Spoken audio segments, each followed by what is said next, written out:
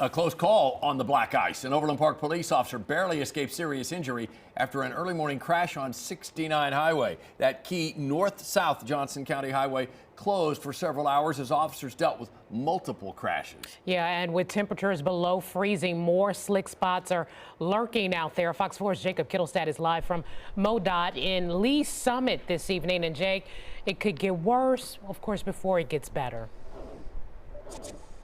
Yeah, Christelle, it'll definitely get worse before it gets better if some drivers don't change their driving habits heading into this icy streak, even with a heavy salting on the roads.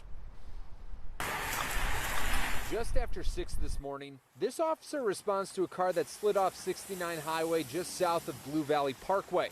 The officer turns around to this. Usually people are on the roadway and they look and they figure that, hey, the roads are clear. It may be wet, but the roads are clear, and that's not in this case. It's considered black ice. Because when the watch commander and sergeant told me about it, I'm like, okay, wait a minute. This is like chain reaction? He said, yeah. Overland Park police officer John Lacey says another vehicle hit an assisting police cruiser, ramming it forward, narrowly missing the officer.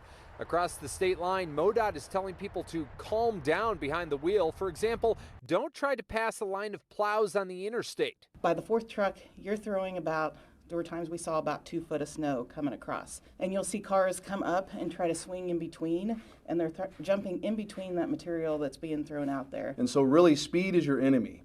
You're going to have to slow down. I don't know if you saw aerial footage, but cars were everywhere. Delaney Tholen with KDOT shared these images from the Kansas Highway Patrol's response earlier this week. She's hoping not to see a repeat. KDOT saw vehicles both stranded off the roadside and very far off the roadside, indicating that rate of speed might have influenced their leaving the roadway. The brand new officers, they've been on the street for about no more than 2 years, and it's not their fault. If you see a patrol car, or if you see an ambulance, or if you even see a tow truck, try to move to the left a little bit to give the officers room. So if you're on one of these highways or interstates and you are a stranded motorist, you're told to dial star 47 for roadside assistance in Kansas and star 55 in Missouri. I know that's confusing because we cross the state line here a lot, but again, in Kansas, dial star 47, the Missouri side, star 55. Jacob Kittelstadt live in Lee's Summit tonight. Jake, thanks.